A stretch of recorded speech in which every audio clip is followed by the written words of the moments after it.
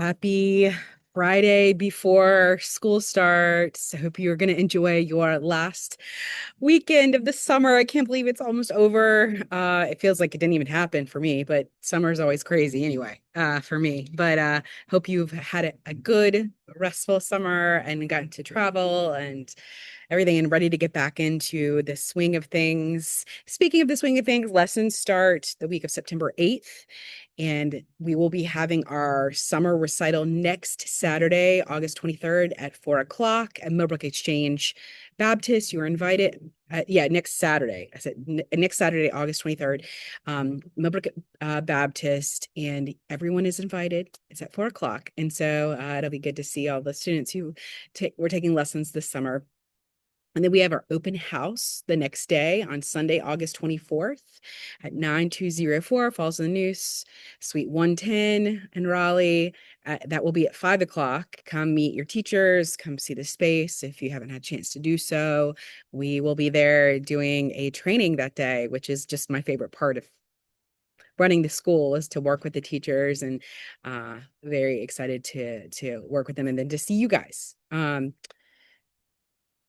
I'm trying to think of anything. Yeah, just oh yeah, we are considering opening a new space in downtown Raleigh off of Wade Avenue. So it's at Wade Avenue and Dixie Trail, and we're going to start with piano lessons there. So we need to have a certain amount of students though, and so we are almost there, but we just got to get a few more. And so if you were interested in taking piano lessons, it's Austin who's going to be, who was on YouTube last time. He's going to be teaching the lessons over there. And so we would love to have you. So if that's closer to you, since I know the driving in Raleigh right now is just insane and all of the construction and everything that it's just not ending. So I understand that it's important to be able to be closer to the center of Raleigh. And so my hope is we'll be able to open the space and then be able to do more instruments maybe next year. And you can go to hello@raleigh.schoolmusic.com and our website, raleigh.schoolmusic.com, to find out more information about that. Okay, so I want to comment on something that's been all over TikTok, all over social media and everything. It's because it touches on my two favorite things, being a musician and then also, you know, therapy and health. And so I wanted to talk a little bit about this viral thing about I fell in love with my psychiatrist. I think has largely what I have seen has been quite unfair. And I'm kind of disappointed in the reactions.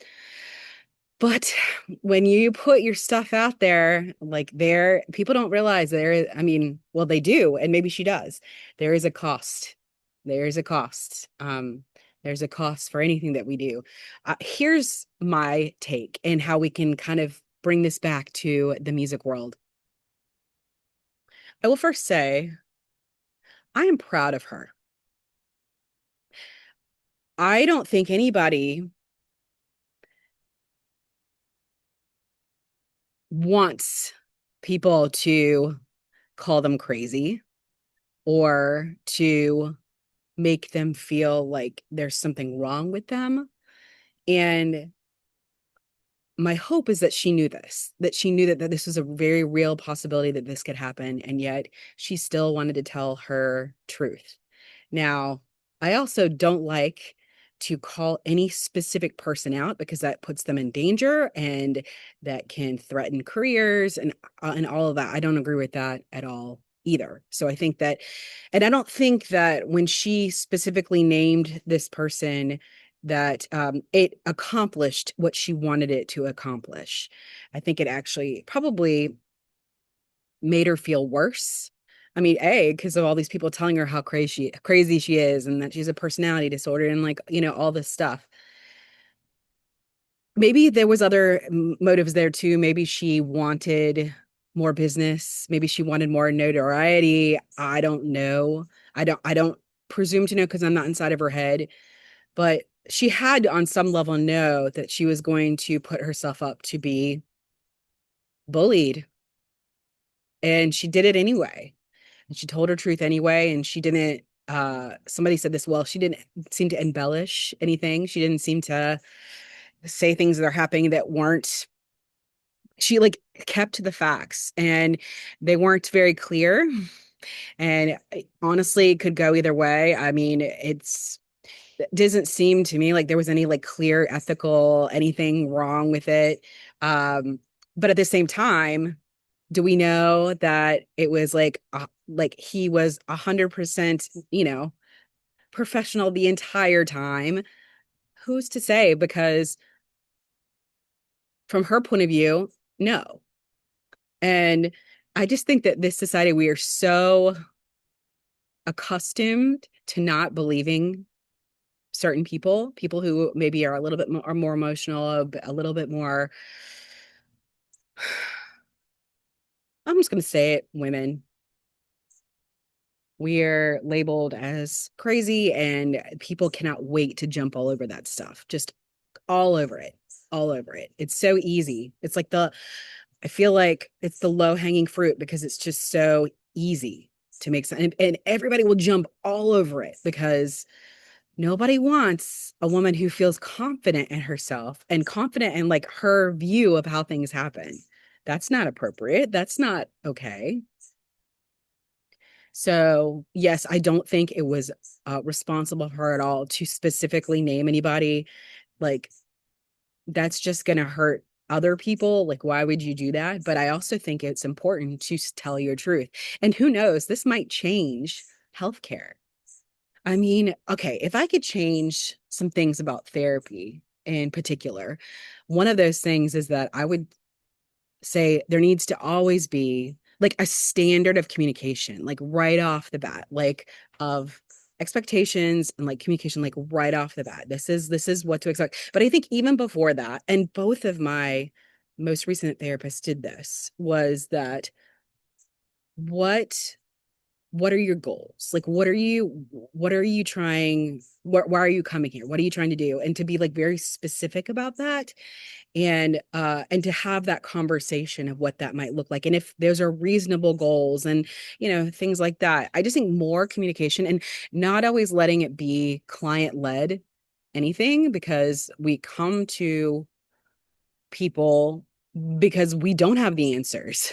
They might be there inside of us somewhere, but on some level we are looking for answers. We are looking for like guidance. And I think that having it be completely client led and not like communicating stuff. And I think what would help with this is, if I think that anybody who does this career is probably worried about being sued, some kind of backlash. I mean, obviously she went online and like specifically talked about, someone that's could be scary and career ending and could be like all of these things.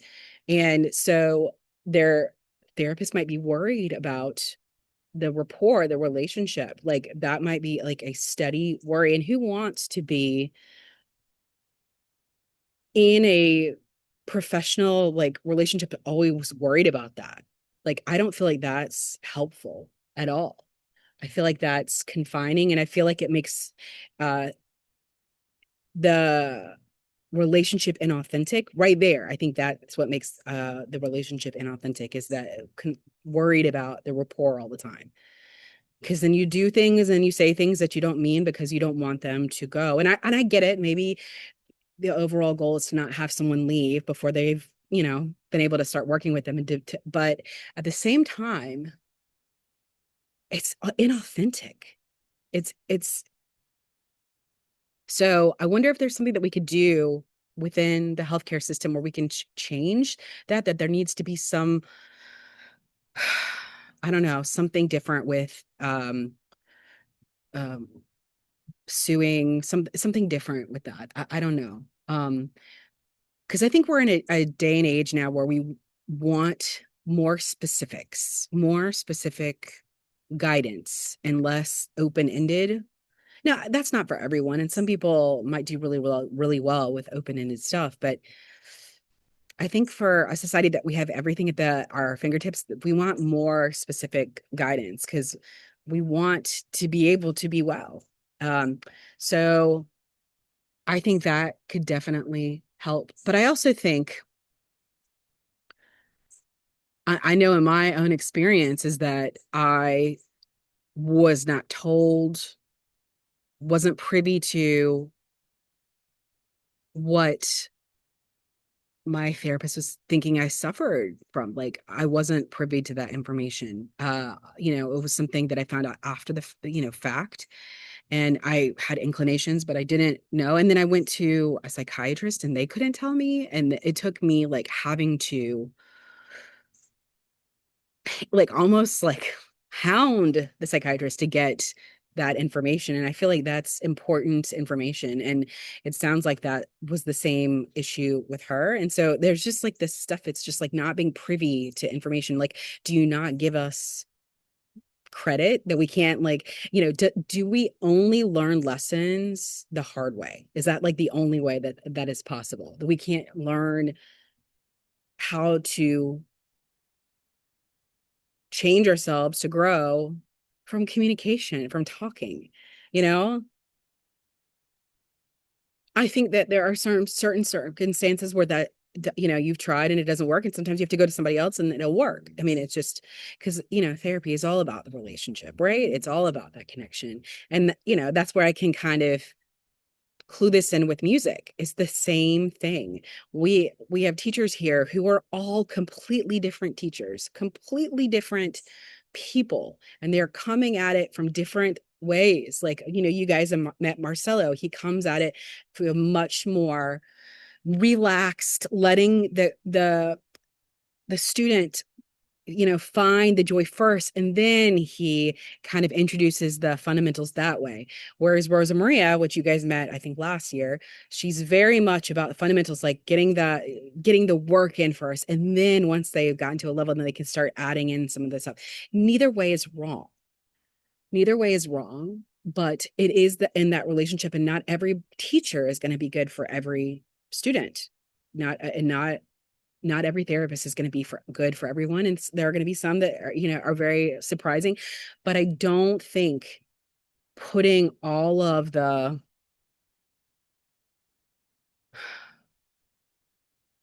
putting therapy in the hands of the client and letting the client kind of direct is necessarily the right way to. I think there has got to be, I don't know, there's just got to be something else. And so I think it's the same thing with music, that I feel like sometimes students, unfortunately, I feel like that we are led more and more to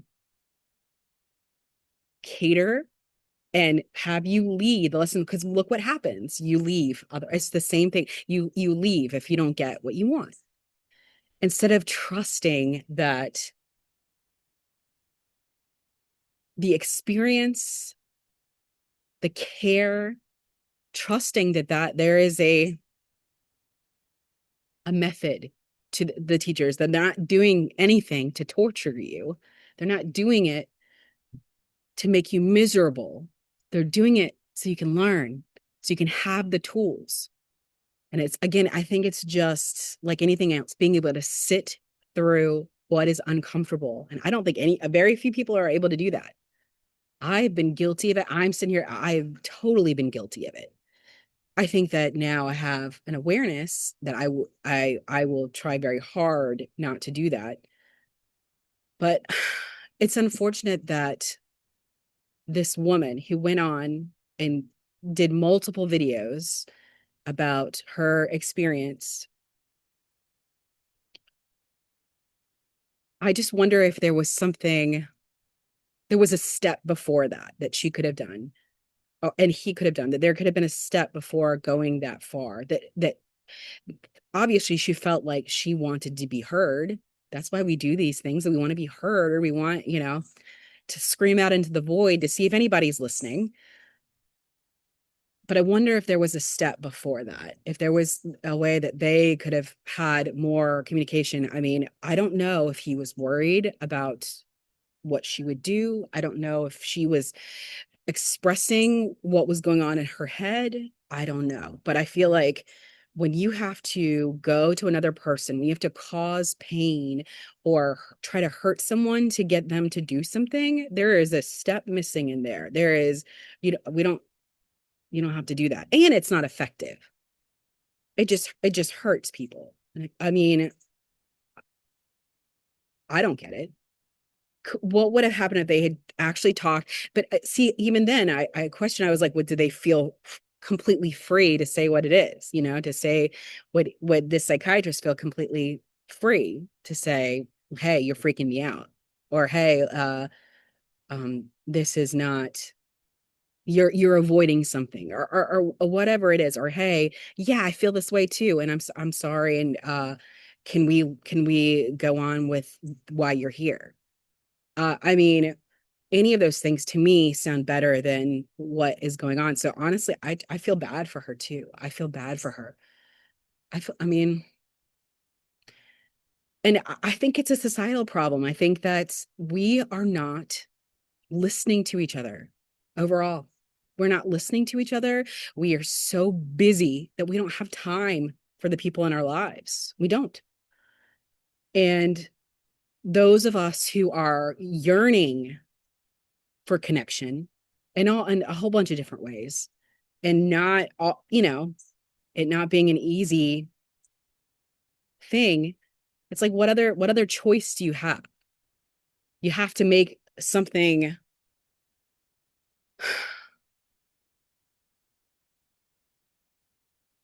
I think that they